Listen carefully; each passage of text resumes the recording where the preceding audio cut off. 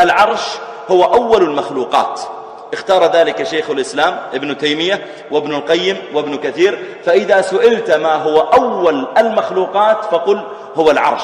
دل على ذلك ما رواه مسلم من حديث عبد الله بن عمرو بن العاص أن النبي صلى الله عليه وسلم قال: كتب الله مقادير الخلائق قبل أن يخلق السماوات والأرض ب50,000 سنة. ثم قال صلى الله عليه وسلم: وكان عرشه على الماء. كتب مقادير الخلائق، يعني ماذا سيخلق وماذا سيقدر وماذا سيقع لهذه الخلائق. كتب الله مقادير الخلائق. طيب العرش من ضمن الخلائق؟ لا، العرش خلق قبل أن تكتب المقادير. لذلك قال: كتب الله مقادير الخلائق قبل أن يخلق السماوات والأرض ب50,000 سنة. ثم قال: وكان عرشه على الماء. إذن العرش قد خلق قبل أن يخلق الله تعالى هذه الخلائق. العرش خلقه الله تعالى بيده، كما قال عبد الله بن عمر رضي الله عنهما قال: خلق الله تعالى 4 أشياء بيده. الله جل وعلا يقول للشيء كن فيكون، لكن هناك أشياء لها خصوصية خلقها الله تعالى بيده. قال ابن عمر: هي 4: العرش والقلم وآدم وجنة عدن. قال ابن عمر: ثم قال لسائر الخلق كن فكان. رواه الدارمي وإسناده جيد على شرط مسلم. العرش هو مخلوق عظيم، أخبر النبي صلى الله عليه وسلم عن عظمه حتى نستوعب لما يقول النبي عليه الصلاة والسلام: إن هؤلاء يستظلون بظل العرش. لابد أن تفهم ما هو العرش. نحن نتكلم عن شيء عظيم جدا. اسمع إلى مثال من عظمه. يقول النبي صلى الله عليه وآله وسلم فيما أخرجه أبو الشيخ في العظمة وفي مسند أحمد وفي غيره من حديث العباس بن عبد المطلب رضي الله عنه، يقول العباس: كنا يوما مع النبي صلى الله عليه وسلم، قال: فمرت بنا سحابة، فقال صلى الله عليه وسلم: ما تسمون هذا؟ قلنا: السحاب. قال: والمزن؟ قلنا: والمزن. قال: والعنان؟ قلنا: والعنان. فقال صلى الله عليه وسلم: أتدرون كم بين السماء والأرض؟ قلنا: الله ورسوله أعلم. قال: بينهما مسيرة 500 عام. أتدرون كم بين السماء الأولى والتي فوقها؟ قلنا: الله ورسوله أعلم. قال: بينهما مسيرة 500 عام. أتدرون كم بين السماء الثانية والتي فوقها؟ قلنا: الله ورسوله أعلم. قال: بينهما مسيرة 500 عام. وبين كل سماء وسماء مسيرة 500 عام. وسمك كل سماء مسيرة 500 عام. ثم قال صلى الله عليه وسلم في هذا الحديث الصحيح: وفوق ذلك بحر بين أسفله وأعلاه مسيرة 500 عام. ثم قال: وفوق البحر عرش الرحمن ولا يقدر قدره إلا الله. من عظمه ما وصفه، ما ذكر لنا صفة في هذا الحديث له. قال: ولا يقدر قدره إلا الله. ثم قال: وفوق ذلك رب العالمين ولا يخفى عليه شيء من أعمالكم، وهو العلي العظيم. صفة عظم العرش جاءت في حديث آخر أيضا عند ابن أبي شيبة في كتاب العرش وصححه الألباني وغيره. يقول عليه الصلاة والسلام: ما السماوات السبع؟ لاحظ السماوات السبع التي ذكرنا الآن عظمها، الذي سمك كل سماء مسيرة 500 عام، وبين كل سماء وسماء مسيرة 500 عام. يقول صلى الله عليه وسلم: ما السماوات السبع هذه كلها في الكرسي، يعني بالنسبة إلى كرسي الرحمن، إلا كحلقة من فلاح.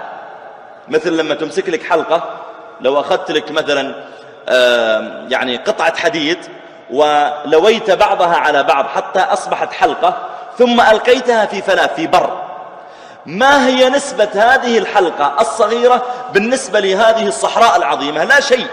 فيقول صلى الله عليه وسلم: السماوات السبع بالنسبة في حجمها بالنسبة إلى حجم الكرسي مثل حجم هذه الحلقة بالنسبة إلى حجم هذه الفلاة. شوف عظم الكرسي. قال: ما السماوات السبع في الكرسي إلا كحلقة ملقاه بأرض فلاة. ثم قال: وفضل الكرسي كفضل تلك الفلاة على تلك الحلقة.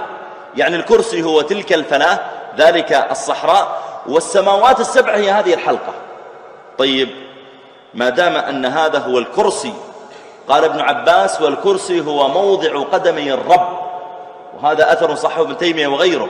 والعرش فوق ذلك إذا كان هذه العظمة للكرسي فما بالك بالعرش. وقال عليه الصلاة والسلام: أذن لي أن أحدث عن ملك من حملة العرش رجلاه في الأرض السفلى، وهو حديث صحيح، يقول عليه الصلاة والسلام: رجلاه هذا الملك في الأرض السفلى، وعلى قرنه العرش، وبين شحمة أذنه وعاتقه خفقان الطير 700 عام، يقول ذلك الملك: سبحانك حيث كنت، سبحانك حيث كنت. حديث رواه الطبراني عن أنس وصححه الألباني. والعرش من صفاته أن له قوائم، أن له قوائم. طبعا معنى العرش في اللغة هو سرير الملك، هذا معناه في اللغة العربية. فالعرش له قوائم. عن أبي هريرة رضي الله تعالى عنه قال صلى الله عليه وسلم: لا تخيروا بين الأنبياء، يعني لا تقولوا هذا النبي خير من هذا النبي على سبيل التنقص للنبي الآخر. ما يجوز تقول مثلا محمد صلى الله عليه وسلم خير من يونس وأنت تقصد التنقص ليونس، هذا ما يجوز. لكن لو قلت خير من يونس بناء على أنه صلى الله عليه وسلم ميزه الله تعالى بميزات ما ميزها بيونس، لكن لا تقصد التنقص ليونس، هذا جائز. قال: لا تخيروا بين الأنبياء. ثم قال عليه الصلاة والسلام: أنا أول من تنشق عنه الأرض. نحن نعلم أن الصور ينفخ فيه نفختين. النفخة الأولى لا يعلم بها الموتى اللي في القبور، إنما يعلم بها الأحياء الموجودون. كل من كان حي يصعق من النفخة الأولى. ونفخ في الصور فصعق من في السماوات ومن في الأرض إلا من شاء الله. فإذا صعقوا لبثوا 40، ثم ينفخ في الصور مرة أخرى فإذا هم قيام ينظرون. إذن هي نفختان. الموتى لا يعلمون عن النفخة الأولى لأنهم موتى انتهوا، إنما النفخة الأولى يعلم بها الأحياء. فالأحياء عند قيام الساعة يسمعون النفختين، النفخة الأولى نفخة الصعق، والنفخة الثانية نفخة القيام. فكم بينهما 40. روى هذا الحديث أبو هريرة عن النبي صلى الله عليه وسلم. قيل لأبي هريرة: 40 سنة 40 يوما؟ قال: أبيت. قيل: 40 شهرا؟ قال: أبيت. قيل: 40 سنة؟ قال: أبيت يعني أبيت أن أجيب لأني ما أدري. النبي صلى الله عليه وسلم قال بين النفختين 40، ولم يخبر 40 سنة 40 شهر، لم يخبر بذلك.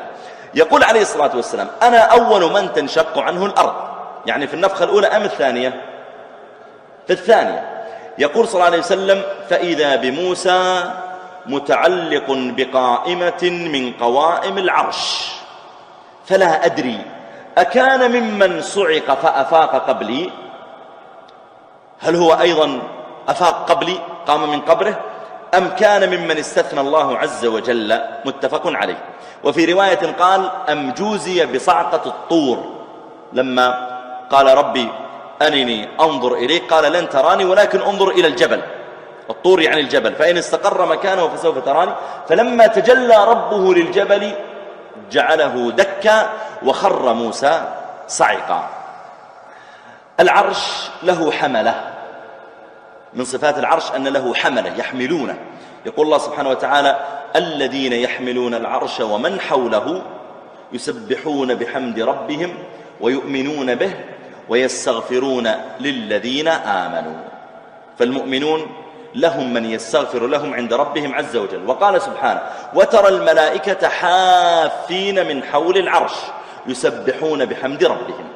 هذا هو العرش العظيم الذي أخبر النبي صلى الله عليه وسلم أن الله تعالى يظل بهذا العرش من يشاء.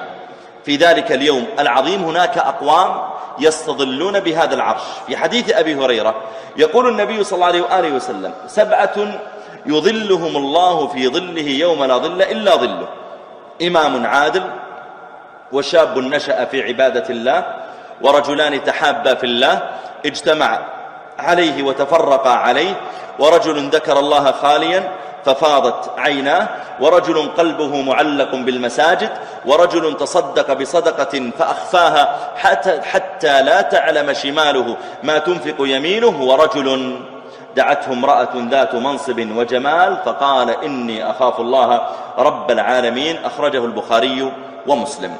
أما أول هؤلاء فإنه الذي صلح إذا صلح بصلاحه بشر.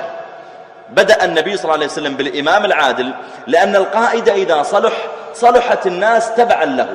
ولا يعني النبي صلى الله عليه وسلم بالإمام العادل فقط الذي له الولاية العظمى، يعني فقط الذي يكون ملكا أو أميرا على بلد. قالوا إنما كل من كان له ولاية على من تحته فهو إمام، إما أن يكون عادلا أو ظالما. قالوا حتى الأب هو إمام على أولاده، المدرس إمام على طلابه، مدير المدرسة إمام على موظفيه الذين تحته، إمام المسجد إمام على من يصلون معه، المعلم في حلقة التحفيظ هو إمام على من عنده. حتى قالوا ولا يتبسم في وجه أحدهم دون الآخر، إنما يعدل معهم كما سيأتي معنا. قول النبي صلى الله عليه وسلم إمام عادل، العدل معروف هو الإنصاف وهو ضد الظلم. العدل مأخوذ من العدل، والعدل كانوا إذا أرادوا أن يضعوا متاعا على البعير يأتون بهذا المتاع ويقسمونه إلى قسمين متساويين، فيضعون فوق ظهر البعير ويكون هنا عدل وهنا عدل. فإذا كان أحد هذين القسمين أثقل من الآخر أتعب البعير أو سقط المتاع، يبدأ البعير يمشي مايل لأن في جهة تجره إلى الأسفل، فيجعلونهما متساويين فسمي عدلا. يعني لما يكون هذان العدلان أو هذان القسمان لما يكون متساويان. يقول ابن حجر الإمام العادل هو الذي يتبع أمر الله ويضع كل شيء في موضعه. قد يكون الإمام عادلا وهو كافر، لكن لا يعني أنه يستظل بظل العرش، لكن ممكن هو كافر يشهد لأن هذا عادل. لذلك النبي عليه الصلاة والسلام لما أراد أن يبعث أصحابه مهاجرين إلى الحبشة قال صلى الله عليه وآله وسلم اذهبوا إلى الحبشة فإن فيها ملكا عادلا. هذا في بعض الروايات، وفي بعض الروايات قال فإن فيها ملكا لا يظلم عنده أحد. فدل هذا على أنك ممكن تقول إن فلان وهو كافر إمام عادل لأقوامه لقومه، هو ملك عادل معهم، لا يعني أنه يستظل بظل العرش، لا. كما لو أن أحدهم مثلا تصدق بصدقة فأخفاها، لكنه مشرك وتصدق تقربا إلى الآلهة وأخفاها عن الناس، لا يعني نقول أنت في ظل عرش الرحمن، لأنه لم يحقق الشرط الأول الرئيس في قبول العبادة وهو التوحيد لله سبحانه وتعالى. يقول سفيان الثوري يقول صنفان إذا صلحت الأمة وإذا فسدت الأمة. قيل من هم؟ قال السلطان والعلماء. السلطان ممكن يمنع مثلا دور الرذيلة وممكن يسمح بها، ممكن يمنع من فتح محلات تبيع الخمور وممكن يأذن بها، ممكن هذا السلطان يقفل المساجد أو يحد من بناء المساجد كما يقع في عدد من الدول. مع الأسف أنه لا يكاد يعطى أحد إذنا أساسا ببناء مسجد، إذا أراد أن يستخرج ترخيصا لبناء مسجد منع من ذلك، بينما لو أراد أن يبني ماخورا للخمر ولا للدعارة أذن له. الإمام هذا القائد إذا صلح الناس في الغالب، وإذا فسد استطاع أن يفسد. قال سفيان والعلماء، وذلك أن العالم بفتواه يكون الناس متبعين له. الإمام العادل مدحه النبي عليه الصلاة والسلام في حديث أبي هريرة، يقول صلى الله عليه وسلم ثلاثة لا يرد الله دعاءهم: الذاكر لله كثيرا، والمظلوم، والإمام المقسط. رواه البيهقي وهو حديث حسن. وقال عليه الصلاة والسلام كما عند الحاكم عن أبي هريرة وهو حديث حسن قال ليودن رجل، يعني يوم القيامة، ليودن رجل أنه خر من عند الثريا وأنه لم يل من أمر الناس شيئا. يعني أن بعض الناس سيندم يوم القيامة على أنه أصبح مسؤولا أو أميرا. وقال عليه الصلاة والسلام ما من أمير على 10 إلا وهو طبعا فأكثر يعني إلا وهو يؤتى به يوم القيامة ويده مغلولة إلى عنقه. ويده مغلولة إلى عنقه. وفي رواية قال أطلقه العدل أو أوبقه الظلم، يأتي مربط، فإما أن يكون عادل فيطلق أو يكون ظالما فيبقى على مثل هذا الحال. والحديث عند البيهقي وهو حديث حسن. وقال عليه الصلاة والسلام صنفان من أمتي لن تنالهما شفاعتي، صنفان من أمتي لن تنالهما شفاعتي، إمام ظلوم غشوم وكل غال مارق. خرجه الطبراني وغيره. كان النبي صلى الله عليه وآله وسلم حريصا على أن يكون إماما عادلا. لما كان صلى الله عليه وآله وسلم في معركة بدر ومعه 317 أو 14 وأمامه 1300 من الكفار قادمون في وسط الطريق، النبي صلى الله عليه وسلم كان خائفا على هؤلاء. يعني نفسية النبي صلى الله عليه وآله وسلم كان فيها نوع من الاضطراب على أصحابه، ما معنى عدة ولا معنى عدد، يدعو الله تعالى اللهم نصرك الذي وعدتني. ثم بدأ صلى الله عليه وسلم يرتب أصحابه. سواد بن غزية رضي الله تعالى عنه متقدم قليلا، فالنبي صلى الله عليه وسلم قال ارجع يا سواد حتى يستوي الصف، فما سمع. قال ارجع فما سمع. فالنبي صلى الله عليه وسلم كان معه عصا فضرب في بطنه، قال ارجع. كان سواد لم يتجهز أصلا لقتال، كما أن الصحابة ما تجهزوا. يعني يا جماعة جيش كامل ما معه إلا 8 أدرع، الدرع هو الذي يلبس حديد، والكفار معهم 600 درع. فرق. الصحابة ما معهم إلا فرسان والكفار معهم 100 فرس. فرق فالصحابة أصلا قادمون ما جاءوا لأجل قتال، هي قافلة جاية من الشام معهم 40 حارسا نخرج إليها، فما يحتاج يأخذ درع ويأخذ. فالصحابي أصلا جاي ليس عليه إلا إزار ورداء مثل الإحرام، هذا لبسهم، فهو أصلا لابس الإزار والرداء عليه وبطنه ظاهر. فلما ضربه النبي صلى الله عليه وسلم بالعصا ضربت العصا في بطنه مباشرة، ما في شيء. فقال أوجعتني يا رسول الله. فالنبي صلى الله عليه وسلم من حرصه على العدل دفع إليه العصا، قال اقتص. فنظر فإذا النبي صلى الله عليه وسلم قد غطى بطنه، قال اكشف بطنك، أنا كاشف بطني لما ضربتني. فكشف النبي صلى الله عليه وسلم بطنه، فأقبل سواد يضم بطن النبي صلى الله عليه وسلم ويبكي ويقبله. فقال صلى الله عليه وسلم ما حملك على هذا؟ قال يا رسول الله قد حضر ما ترى، أمامنا موت ما هو بلعب، قد حضر ما ترى، فأردت أن يكون آخر ما أمس في الدنيا جسدك يا رسول الله. وفعلا استشهد سواد في معركة بدر رضي الله تعالى عنه. هم 12 صحابي من 317 من بينهم سواد بن غزية رضي الله تعالى عنه. فالمقصود أنه عليه الصلاة والسلام كان حريصا على العدل. مرة جلس عليه الصلاة والسلام وأتي إليه بقدح فيه لبن، فنظر فإذا عن يمينه لما شرب فإذا عن يمينه ابن عباس، وكان غلاما صغيرا. ابن عباس مات النبي صلى الله عليه وسلم وابن عباس عمره لم يتجاوز 13 سنة ما بلغ. ففي هذه القصة كان أصغر، ربما كان عمره 6 سنوات 7 سنوات. وعلى يسار النبي صلى الله عليه وسلم أبو بكر ومشيخة من قريش ومن الأنصار. فلما شرب عليه الصلاة والسلام نظر فإذا هذا غلام صغير أبو 7 سنوات، وهذول رجال بلحاهم وقد شابت لحاهم في الإسلام، لكن العدل. فقال صلى الله عليه وسلم أتأذن أن أبدأ بهم قبلك؟ يستأذن غلام عمره 7 سنوات طفل، يقول أتأذن أن أبدأ بهم قبلك؟ فإذا ابن عباس الفقيه اللقن يقول والله يا رسول الله ما كنت أوثر بنصيبي منك أحد، والله ما أني أرجو بركة اللبن بعد شربك، أني لا أشرب أنا بعدين تعطيهم. فانظر إلى فقه ابن عباس وعقله على صغر سنه، وانظر أيضا إلى عدل النبي صلى الله عليه وآله وسلم. بل أمر النبي صلى الله عليه وسلم بالعدل مع كل شيء حتى في اللبس.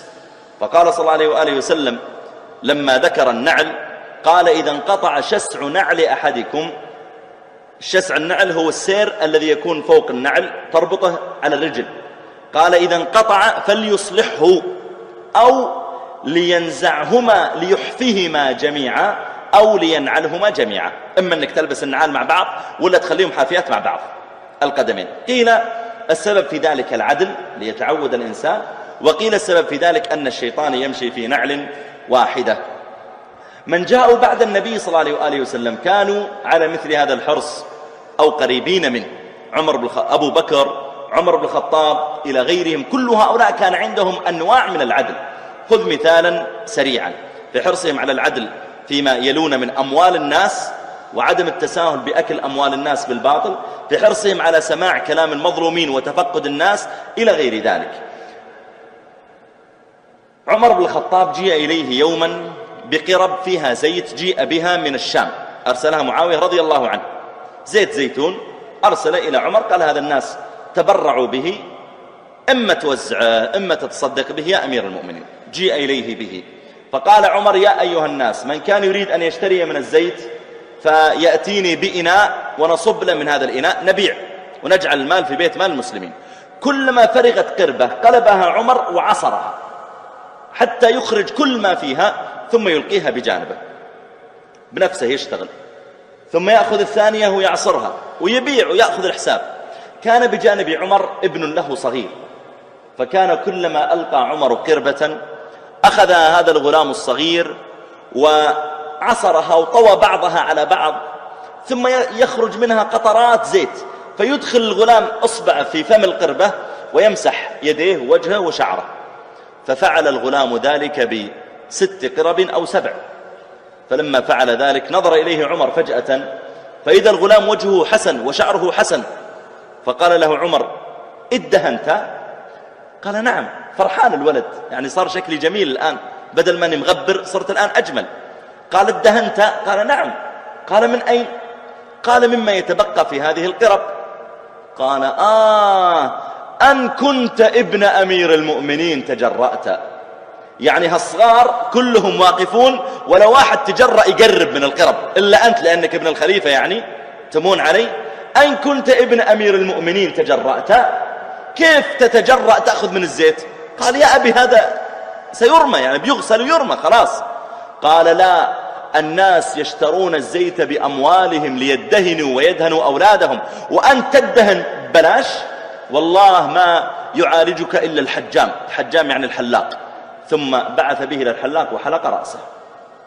هذه الدقة عند عمر رضي الله تعالى عنه جعلته إمام عصره. لما أقبل إليه الهرمزان، أقبل مرة، بل ليس الهرمزان، أقبل مبعوث من عند قيصر، من عند ملك الروم. فلما جاء معه رسالة من قيصر جاء إليهم وقال أين ملككم؟ قالوا ما عندنا ملك. قال كيف إذا؟ من اللي أرسل الرسالة إلى قيصر؟ قالوا عندنا أمير المؤمنين. قال أين أمير المؤمنين؟ أين قصره؟ قالوا ما عنده قصر، عنده بيت. قال طيب أين أجده؟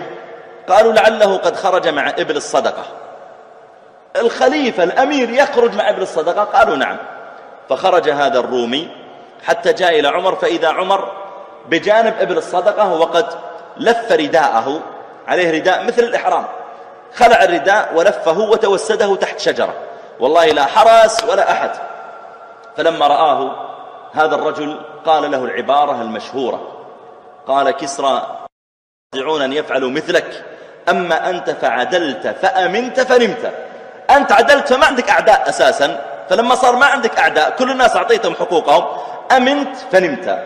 وقال في ذلك شوقي يقول وراع صاحب كسرى أن رأى عمرا بين الرعية عطلا وهو راعيها، وعهده بملوك الفرس أن لها سورا من الجند والأحراس يحميها، رآه مستغرقا في نومه فرأى فيه الجلالة في أسمى معانيها، فوق الثرى تحت ظل الرمح تحت ظل الدوح مشتملا ببردة كاد طول العهد يبليها، فهان في عينه ما كان يكبره من الأكاسر والدنيا بأيديها، فمن يباري أبا حفص وسيرته ومن يحاول للفاروق تشبيها. عدلت فأمنت فنمت. ومن اللطائف، هذا كان واحد من الزملاء يدرس في جامعة الملك سعود، يدرس قانون، فكان عندهم دكتور مصري يدرسهم سياسة ونحو ذلك. يقول فمرة من المرات كان يتكلم عن الحرس الذي يكون عند الرئيس، عند رئيس الدولة، في المادة موجود عندهم هذا الكلام، الحرس ما هي صفاتهم، إيش الأشياء اللي يدرسونها، هذا من ضمن المادة التي يدرسونها. يقول فأخذ يتكلم وقالوا لا بد أن الرئيس الدولة يكون عنده من الحرس كذا وكذا، وهؤلاء الحرس يأخذون من يعني الدورات كذا وكذا إلى آخره. يقول صاحبي فقام طالب يعني نية الصالحة، قام وقال يا دكتور. قال نعم. قال يا دكتور يعني سبحان الله الواحد ما يعيش إلا بحرس. قال نعم لازم يكون عنده حرس. قال هذا عمر بن الخطاب ما كان عنده حرس. فقال الدكتور عشان كده اتقتل. يقول عشان كده اتقتل. وفعلا عمر رضي الله تعالى عنه قتل شهيدا من كرامة الله تعالى له، لكنه قتل رضي الله تعالى عنه ليس من أحد المسلمين، قتل من رجل مجوسي من أبي لؤلؤة المجوسي. فالمقصود أيها الإخوة والأخوات أن الإمام العادل معناه ليس فقط هو الذي يكون خليفة أو يكون أميرا على أحد، كلا بل هو الذي كل من تولى على شيء من أمور المسلمين.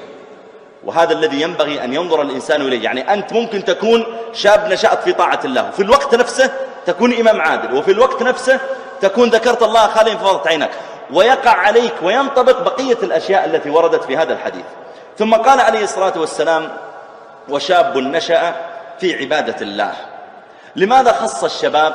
لأن الشباب هي الفترة التي يكون فيها الانطلاق والهيجان وتكتمل فيها قوى الإنسان، فربما دعته نفسه إلى أنواع من المتع في الحياة تكون محرمة عليه.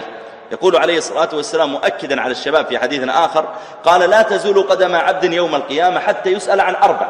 قال عن عمره فيما أفناه، يعني منذ أن يبلغ أو منذ أن يولد إلى أن يموت، 60 سنة 70 سنة فيما أفنيتها.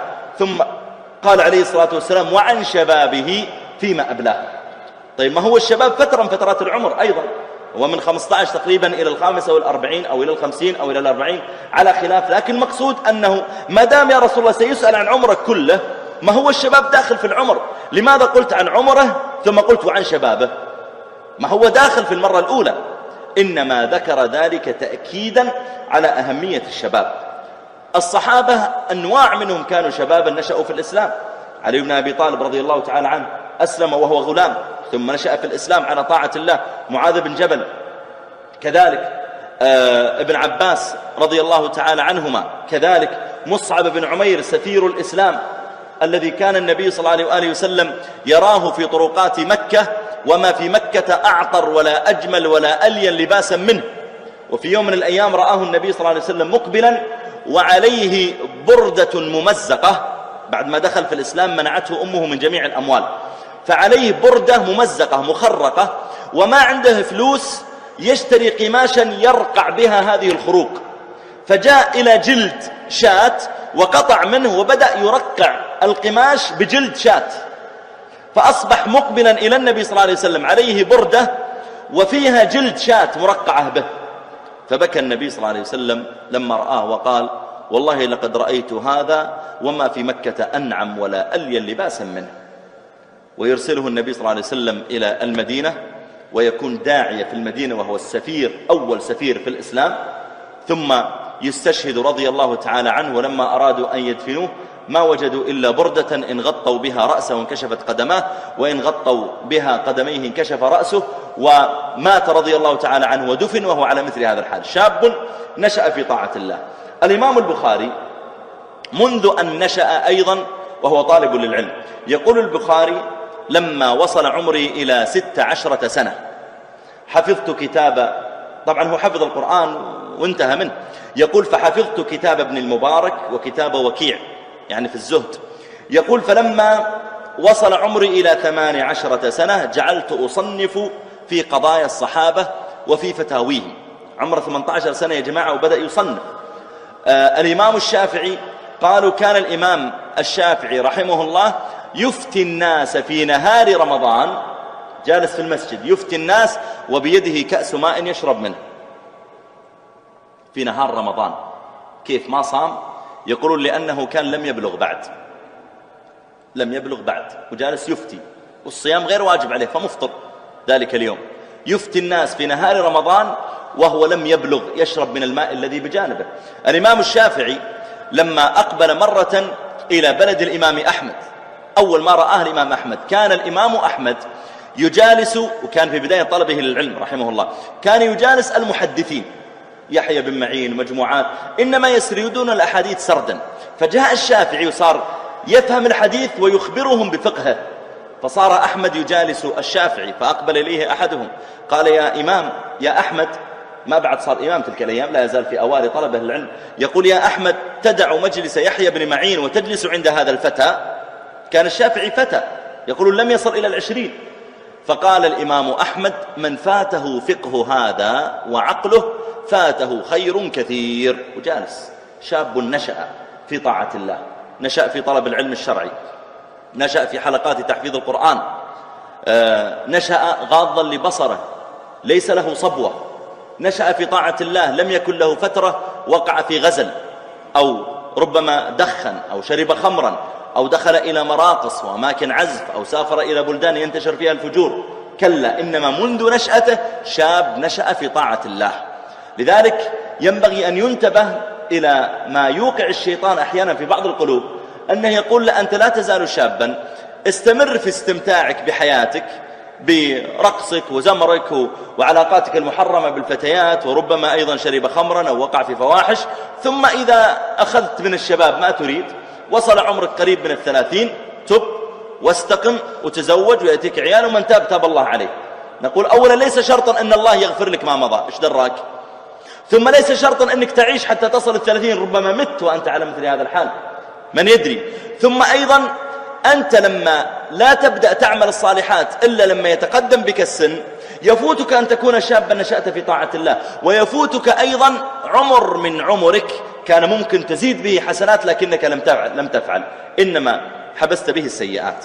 يقول لي واحد من الزملاء يدرس في إحدى الثانويات، يقول: كان عندي أحد الطلاب في ثاني ثانوي فيه ديانة، يعني فيه دين ورقة قلب وحرص على الخير وسبحان الله، يعني بعض الناس ربما كان مستقيما لكن ما تشعر أنه عنده مثلا صلاة ليل ورقة قلب وبكاء إلى آخره. يقول: هذا الشاب على صغر سنه إلا أن فيه من رقة القلب والإقبال الشيء الكثير. يقول: فيوم من الأيام ذهب مجموعة من زملائه، ذهب هذا الشاب مع مجموعة من زملائه إلى مكة للعمر، وكان هذا الشاب ضعيف النظر جدا لدرجة أنه يلبس نظارات سميكة، ومع هذه النظارات السميكة بالكاد يستطيع أن يرى، يعني من شدة ضعف النظر عنده، وكان قد حفظ القرآن وبدأ يحفظ صحيح مسلم. يقول: فأثناء الطواف يعني تعب، يصطدم بالنساء وربما التفتت إليه بعضهن وأساءت به الظن، يمسك هذا ثم يضيعه، ثم لما بدأوا في السعي أيضا شعر بنوع من الحاجة إليهم، وامسكني يا فلان، لا والله أنا مشغول، طيب يا فلان بالله يمسكني، خلاص أنا أمسكك شوط والثاني شوط، فشعر بنوع من الذلة لهم. فقال لأحد زملائه وهو يمسك بيده، قال: هل يوجد ترامس ماء زمزم؟ قال: نعم. قال: أوقفني على أحدها. فجاء صاحبه وأوقفه على أحدها، جاء جلس عندها، ثم أخذ كأس الماء بيده وتلمس مكان صب الماء وصب لنفسه ماء، وماء زمزم لما شرب له. وهذا الرجل يعني نحسب أنه شاب نشأ في طاعة الله، فرفع الكأس إلى فمه وقال: اللهم يا حي يا قيوم يا رب العالمين يا من هو على كل شيء قدير، وجعل يناجي الله تعالى وصاحبه واقف ينتظره. ثم قال في آخر مناجاته: يا رب يسألك أن ترد علي بصري. ثم قال: بسم الله، وشرب. يقول صاحبه: والله يا شيخ انتهى من الماء ونزل الكأس وضرب بالكأس في الأرض، ثم خلع النظارات وقال: الله أكبر، وضرب بالنظارات في الأرض. يقول: لما انكسرت النظارة ضاق صدري، قلت: يا فلان أرجوك كل شيء إلا نظارتك. قال: أغناني الله عنها. قلت: كيف؟ قال: رد الله بصري. قلت: ها؟ كم هذه؟ قال: 7. كم الساعة هناك؟ فإذا 9. يقول: ورد الله بصره 100%. سبحان الله، يعني مع أني ليس من عادتي أن أذكر أشياء واقعية، لكن أحيانا أشياء تعجب منها وتقف عليها بنفسك. شاب نشأ في طاعة الله، يعني ما نظر الله تعالى إليه وهو ربما على فاحشة، ما نظر إليه وهو في معصية، ما نظر إليه وهو يقول والله أنا شباب سأمتع نفسي، لا، شاب من شدة محبته لله لا يريد أن يراه الله تعالى في مكان نهاه الله تعالى عن الذهاب إليه. أستحي أن الله يسمعني وأنا أكلم بنت، أستحي أن الله يراني وأنا جالس أنظر إلى DVD إلى CD ولا إلى فيلم خليع. أستحي يا أخي، أستحي أن الله ينظر إلي وأنا مختبئ في غرفتي أو متلحف بلحافي وقد خفضت الصوت وأنظر إلى مقطع خليع في هاتفي. يا أخي أستحي أن الله ينظر إلي. صح أنا شاب وأستمتع، لكني أترك هذه لله. شاب نشأ في طاعة الله، ليس نشأ في صلاة وصوم وعبادة، لا، إنما في طاعة الله، مطيع دليل. قال لربي غض بصرك غضضته، قال احفظ سمعك حفظته، قال احفظ لسانك حفظت، قال تصدق تصدقت، قال احفظ فرجك حفظت. إذن أنا مطيع لله. الشاب الذي نشأ في طاعة الله هذا يظله الله تعالى في ظل عرشه يوم لا ظل إلا ظله جل وعلا. الثالث قال صلى الله عليه وآله وسلم: ورجلان تحابا في الله اجتمعا عليه وتفرقا عليه. المحبة بين الناس لها أسباب. أنا قد أحبك لأنك مثلا تنكت، دائما تعطيني نكت وطرائف إذا جلست، فأنا أضحك، فأنا أنبسط إذا جلست معك فأحبك، لكن ما تسمى محبة في الله، هذه محبة طبيعية. أنا ممكن أحبك لأنك مثلا دائما تعطيني فلوس، كلما استلمت راتبك تأتي وتقول هذه هدية، هذا، فأحببتك. لكن أيضا محبة الذي دفع إليها ليس دين الله تعالى وعبادة الله، إنما محبة طبيعية. إنما المحبة التي يدفع إليها الدين. أنا أحبك لأني أراك دائما في الصف الأول، هذه محبة في الله. أنا أحبك لأنك حافظ القرآن ما شاء الله عليك ومتقن، إذن هذه محبة لله. أنا أحبك لأنك متصدق، هذه محبة لله. أنا أحبك لأنك صاحب خشوع وانكسار وغض بصر، هذه محبة لله. المحبة التي يكون الدافع إليها هو الله ورضا الله سبحانه وتعالى، هذا حب في الله وأنت مأجور عليه. وقد يكون سبب المحبة محرما. أحبك مثلا لأنك تتعاون معي في الذهاب إلى أماكن فيها منكرات. أحب مثلا تعلقت بشخص معين لأجل شكله ووسامته ومظهره ونحو ذلك. المحبة في الله هي التي حث النبي صلى الله عليه وآله وسلم عليها. روى الإمام أحمد أنه صلى الله عليه وآله وسلم قال: يقول الله تعالى: حقت محبتي للمتحابين فيا والمتجالسين فيا والمتبادرين فيا. وروى مسلم عن أبي هريرة قال عليه الصلاة والسلام: يقول الله تعالى: أين المتحابون بجلالي؟ اليوم أظلهم في ظلي يوم لا ظل إلا ظل. وقال عليه الصلاة والسلام: أوثق عرى الإيمان أن تحب في الله وأن تبغض في الله. أني أنا أبغض فلانا ليس لأن شكله ما أعجبني أو قبيلته ما أعجبتني، لا، أبغضه مثلا لأنه يفعل منكرات معينة، فأنا في قلبي بغض له، لا يعني أني أضره بشيء، إنما ينقص محبتي له بحسب طاعته لله تعالى أو معصيته له. النبي عليه الصلاة والسلام آخى بين المهاجرين والأنصار مؤاخاة، كما قال الله سبحانه وتعالى: وألف بين قلوبهم لو أنفقت ما في الأرض جميعا ما ألفت بين قلوبهم ولكن الله ألف بينهم. وقال سبحانه: واذكروا نعمة الله عليكم إذ كنتم أعداء فماذا فعل الله؟ فألف بين قلوبكم فأصبحتم بنعمته إخوانا. لاحظ كيف الإسلام آخى بين الكبير والصغير، العربي والأعجمي، الأسود والأبيض، جعلهم الله تعالى إخوانا. وهذه حقيقة المحبة في الله. ما معنى اجتمع عليه وتفرق عليه؟ معناها أني أنا ما تعرفت عليك وأصبحت حبيبا لك وصديقا إلا لوجه الله. كنا في حلقة تحفيظ مع بعض، نصلي في مسجد واحد، تعرفت عليك في الحرم ونحن نعتمر، جئت إلي يوما وقلت: اذهب معي نصلي صلاة الجمعة عند فلان، أعطيتني مرة هدية شريط أو كتاب أو نحو، سألتك مرة مسألة فأفدتني، فأصبحنا متحابين في الله، اجتمعنا عليه. قال: اجتمع عليه وتفرق عليه. سبب تفرقي أنا وإياك ليس مشكلة وقعت بيننا، لا، إن سبب التفرق ليس معصية لله، لكن إما ظروف الدنيا أو نحو ذلك. يعني سبب التفرق أني كنت أسكن في الحي الذي أنت تسكن فيه، ثم انتقل كل واحد منا إلى مكان مثلا. قال: اجتمع عليه وتفرق عليه. طبعا حقوق هذه المحبة كثيرة. الأخوة في الله من حقوقها صدق الحب في الله، المناصحة، الإعانة في الدنيا، الزيارة في الله، إلى غير ذلك. ثم قال عليه الصلاة والسلام: ورجل ذكر الله خاليا ففاضت عيناه. له فضيلتان: الأولى الذكر، والثانية لما فاضت عيناه.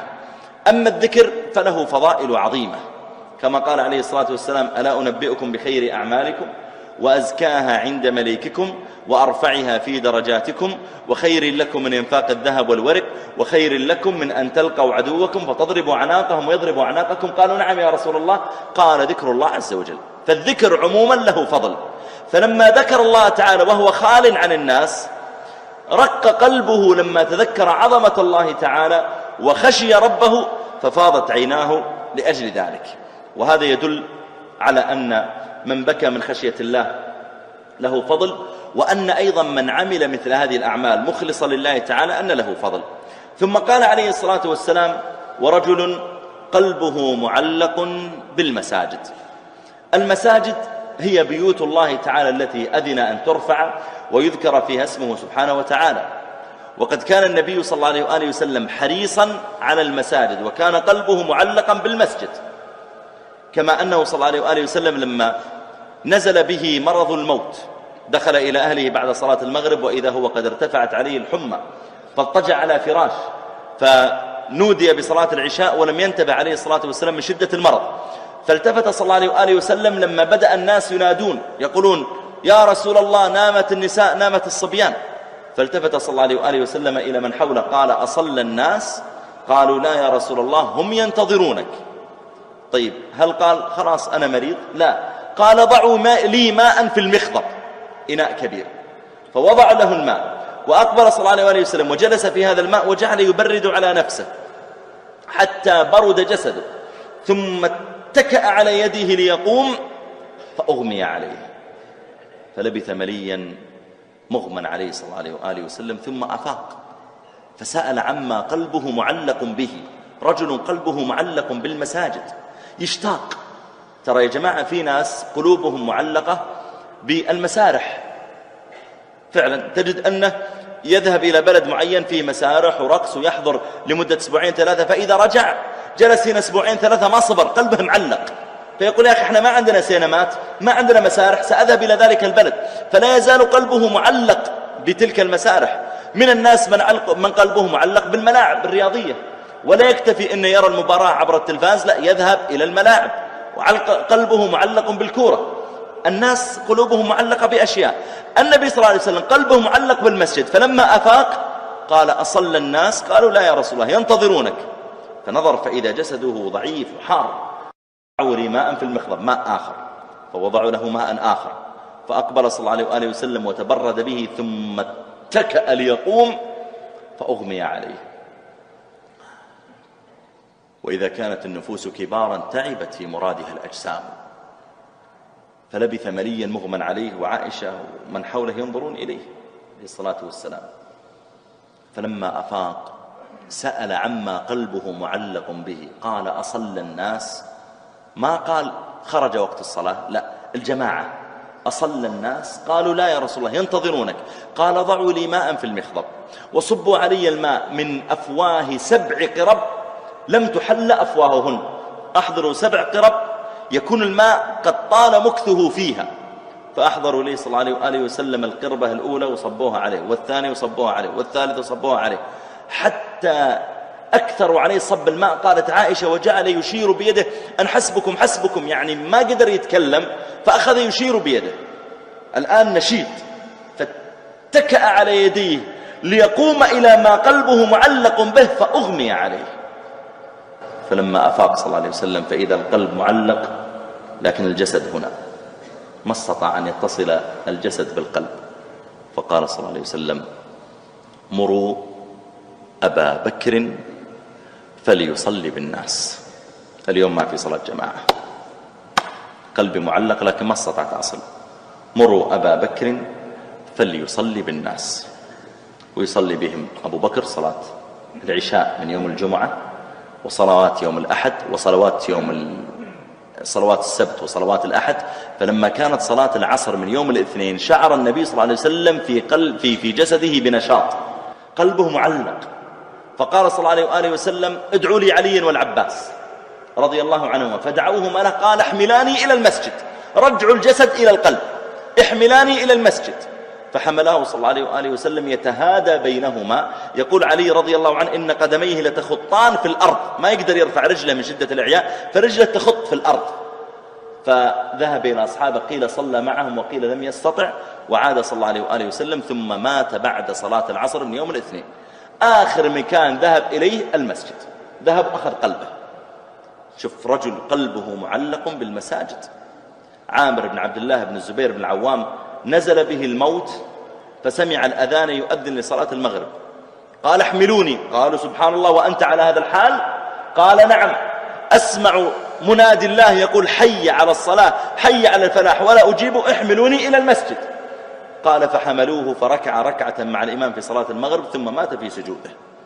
محمد بن خفيف رحمه الله من علماء الحنابلة قالوا كان قد نزل به الفالج. الفالج يعني مثل الجلطة، يعني شلل نصفي. يقولون فكان إذا أذن عليه للصلاة إذا سمع الأذان قال احملوني إلى المسجد. قالوا سبحان الله إن الله قد عذرك. قال أعلم أن الله قد عذرني، أعلم، لكني لا أطيق، ما أصبر. ثم قال إذا سمعتم حي على الصلاة حي على الفلاح ولم تروني في الصف فاطلبوني في المقبرة. يعني إذا ما وجدتموني في المسجد اعرفوا أني مت، أنا في المقبرة، فاطلبوني في المقبرة. زارني مرة أحد الشباب، تكلمنا عن صلاة الجماعة ثم تكلمت عن صلاة الفجر. سبحان الله أنا كنت يعني أعرض بنصيحته، وشاب غير مستقيم تماما، عنده يعني بعض المخالفات الشرعية، فكنت أنا أتناقش معه بنية يعني من باب إياك يعني واسمع يا جار، من باب النصح من بعيد، يعني أتكلم عن أهمية الفجر وكذا. فالتفت إلي وقال تصدق عاد يا شيخ؟ قلت نعم. قال والله العظيم إني من 3 سنوات لم أنم عن صلاة الفجر في المسجد يوما واحدا. قلت سبحان الله يا أخي، هذا كنا نقرأ عن السلف، فلان كان 40 سنة، فلان كان 20 سنة. قلت 3 سنوات ولا مرة نمت عن الصلاة الفجر؟ قال والله ولا مرة نمت عن صلاة الفجر. شوف يا أخي، اللي يعظم الصلاة حق التعظيم فعلا يعطيها قدرها. رجل قلبه معلق، تجد أنه إذا كان يقود السيارة وأذن للصلاة بدأ قلبه يأكله. يا أخي شوف لك مخرج، يا أخي وقف عند مسجد، يا أخي ما في مسجد قريب، افتح النوافذ نسمع وين يمكن في إقامة. قلبه معلق، لا تفوتنا الصلاة لا تفوتنا الصلاة. وناس يكون مع الأسف يعني على الطريق السريع ويأذن ويقول ما يمديني وزحمة، خلاص أصلي في البيت. الصلاة ما تسوى شيء عنده. أما اللي قلبه معلق في المسجد والله العظيم منذ أن يؤذن عليه وقلبه يأكله ما يصبر. يمكن لو معه هاتف مرتاح، لو معه ناس خلص السواليف معهم قال يا جماعة خلوا السواليف بعدين أنا ماني معكم، بالله يشوف لي مسجد، يا أخي هنا ما في منارة، ادخل الحارة هذه نبحث. قلبه معلق ينتفض حتى يدخل إلى المسجد. لكن مع الأسف بعض الناس اللي ما همه ذلك، هذا ينبغي أن ينظر في قلبه. أنت قلبك ما هو معلق بالمسجد. إذا قلبك معلق بالمسجد العلامة في ذلك أنه منذ أن يؤذن وأنت قلبك ينتفض. وقف الإمام مالك مرة مع ابن وهب أحد تلاميذه يتحدثان في الشارع يعني، فأذن للصلاة، فانصرف ابن وهب يمشي، فنظر الإمام مالك فإذا هو متوجه إلى بيته. قال المسجد منها هنا، أنت وين رايح؟ المسجد منها هنا. فقال أتوضأ للصلاة. فقال الإمام المالك سبحان الله، رجل يطلب العلم يدخل عليه وقت الصلاة وهو على غير وضوء. الله المستعان. يقول رجل يطلب العلم يدخل عليه وقت الصلاة وهو ما هو متوضي. المفروض أنك متوضي من قبل يأذن. رجل يطلب العلم، يعني ما انتقد عليه فاتتك الصلاة، لا، ليش تتوضى بعد الأذان؟ المفروض أنك من قبل الأذان وأنت حريص على ذلك. كانوا يؤدبون أولادهم على صلاة الجماعة. عبد العزيز بن مروان غاب ولده مرة عن الصلاة، وكان ولده في مدينة أخرى عند مؤدب، فالمؤدب هذا أرسل إلى أبيه قال ترى ولدك غاب عن صلاة الجماعة. فأرسل الأب إليه يا ولدي ما غيبك عن صلاة الجماعة؟